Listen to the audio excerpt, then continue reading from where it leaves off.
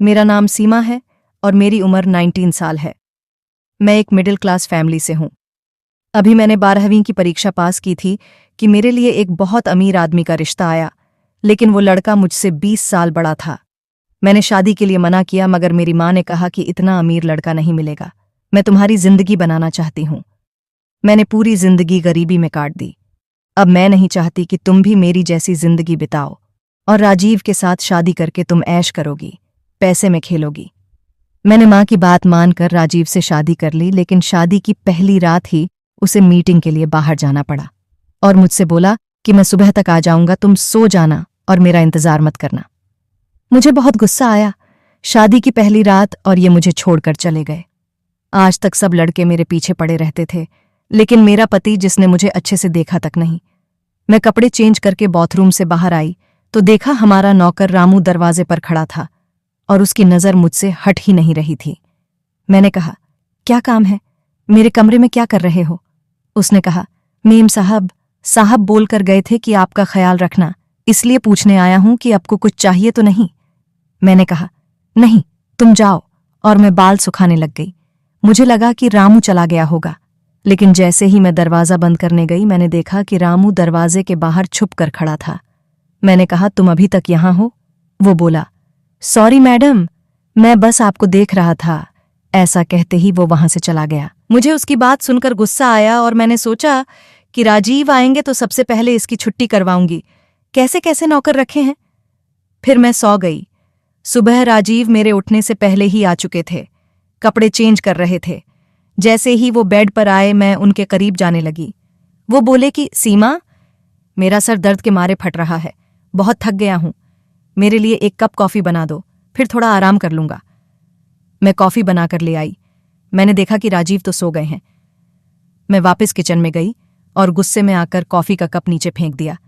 रामू दौड़कर आया और कहा, क्या हुआ मेम साहब, ये कप नीचे कैसे गिर गया? तुम होते कौन हो मुझसे ये पूछने वाले? मैंने अपना सारा गुस्सा रामू पर निकाल दिया, लेकिन रामू चुपचाप सुनता रहा। मैं उसे सुनाकर कमरे में चली गई। थोड़ी देर बाद ही मुझे एहसास हुआ कि मैंने रामू को बिना मतलब ही डांट दिया। मुझे लगा कि मुझे उससे बात करनी चाहिए, कहीं वो मेरी बात का बुरा मानकर नौकरी ही न छोड़ दे। मैं किचन में गई तो रामू वहां नहीं था। फिर मैं उसके कमरे में देखने गई तो रामू शर्ट पहन रहा था। उसने मुझे नहीं देखा, लेकिन मैं देखती रह गई। अचानक उसने मेरी तरफ देखा और शर्माने लगा और मुझे देखकर झटपट शर्ट पहनने लगा और बोला, मेम साहब आप यहाँ? मैंने बोला, हाँ, मैंने तुम पर कुछ ज्यादा ही गुस्सा कर दिया। वो दरअसल, मेरे कुछ कहने से पहले ही रामू ने कहा, मेम साहब मुझे पता है, मैं आपका दर्द समझ सकता हूं। मैं उसकी बात सुनकर हैरान रह गई। मैंने पूछा, कैसा दर्द? उसने बोला, मैडम, मैं साहब को 5 साल से जानता हूं। जब से मैं यहां आया हूं, साहब हमेशा काम में बिजी रहते हैं और मुझे पता है कि आपको समय नहीं दे पाते, लेकिन आप चिंता मत कीजिए, मैं हूं ना। आपको किसी भी चीज की जरूरत हो तो मुझे बोलिएगा। उसकी बात सुनकर मुझे बहुत अजीब लगा। मैं उसका इशारा अच्छे तरीके से समझ गई थी, लेकिन फिर भी मैंने पूछा, तुम कहना क्या चाहते हो?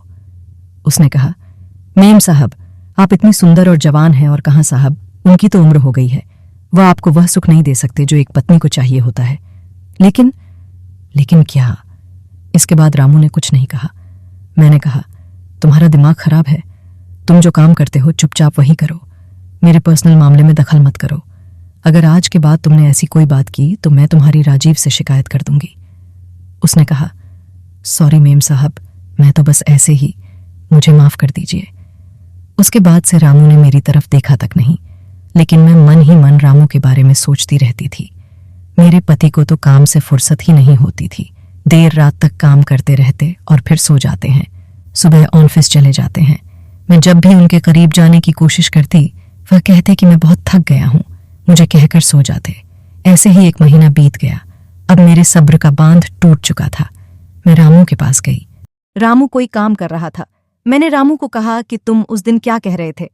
उसने कहा, नहीं मेम साहब, मैंने आपको बोला ना, मुझे माफ कर दीजिए, मैं फिर से ऐसा नहीं कहूंगा।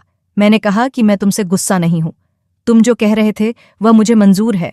उसने कहा, क्या मेम साहब, आप कहीं मजाक तो नहीं कर रही? मैंने कहा, नहीं, और हाँ, मुझे मेम साहब नहीं, मुझे सीमा कहो। उसकी खुशी का तो कोई ठिकाना ही नहीं था। मैंने कहा कि तुम बहुत हैंडसम हो। रामू बोला, क्या मेम साहब, आप भी, आपके सामने तो मैं कुछ भी नहीं, आप इतनी सुंदर हैं। आप कहाँ साहब के चक्कर में फंस गई? मैंने कहा कि मैंने पैसों के लिए इनसे शादी की थी, लेकिन अब मैं पछता रही हूं। रामू बोला कि आपको पछताने की कोई जरूरत नहीं है, मैं हूं ना, आपको किसी भी चीज की जरूरत हो तो मुझे बताइएगा। मैंने कहा, ठीक है। अगले दिन जब राजीव ऑफिस गए तो मैंने रामू को अपने कमरे में बुला लिया। रामू बहुत खुश था और खुशी के मारे वह मेरी तारीफ ही किए जा रहा था।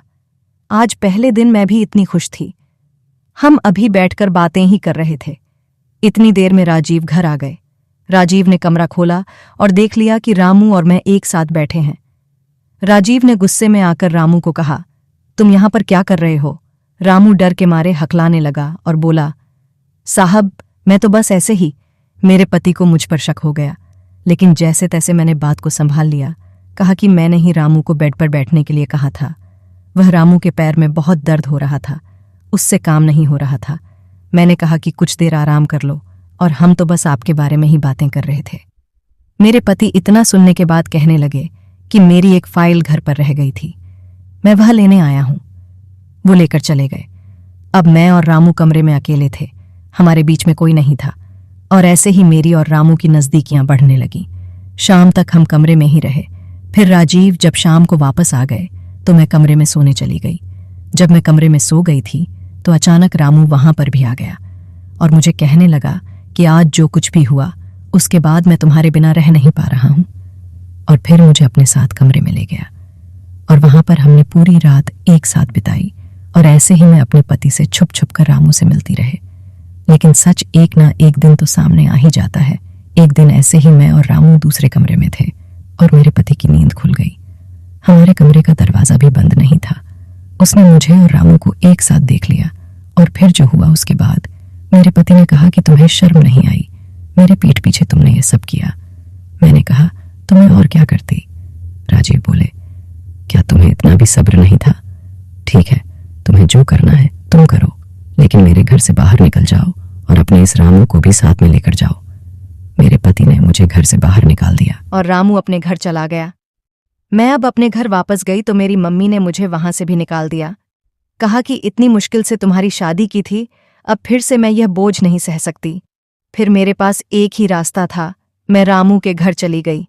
लेकिन रामू के घर जाकर जो मैंने देखा, मेरे पैरों तले जमीन निकल गई। दरवाजा रामू की पत्नी ने खोला। रामू तो पहले से ही शादीशुदा था। अब मेरे पास और कोई भी रास्ता नहीं था। मैं बिल्कुल अकेली रह गई थी और मैं सड़क पर बैठी रो रही थी। मेरी एक गलती की वजह से मेरी पूरी जिंदगी खराब हो गई। ऐसे कुछ दिन सड़क पर भटकने के बाद एक दिन मैं अपने ससुराल गई।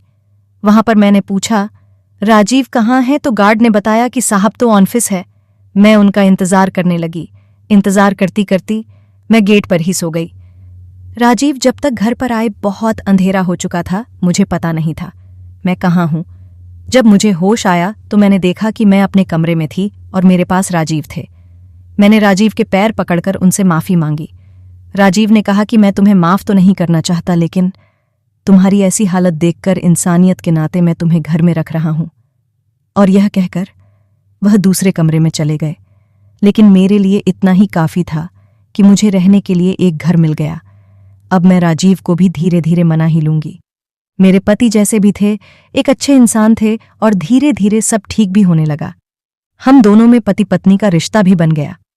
तो यह थी आज की कहानी। कैसी लगी आपको कमेंट करके जरूर बताएं।